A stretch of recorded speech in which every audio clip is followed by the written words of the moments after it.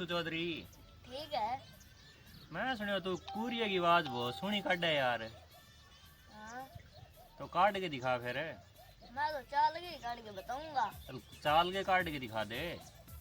ला दिखा दिखाना दिखा।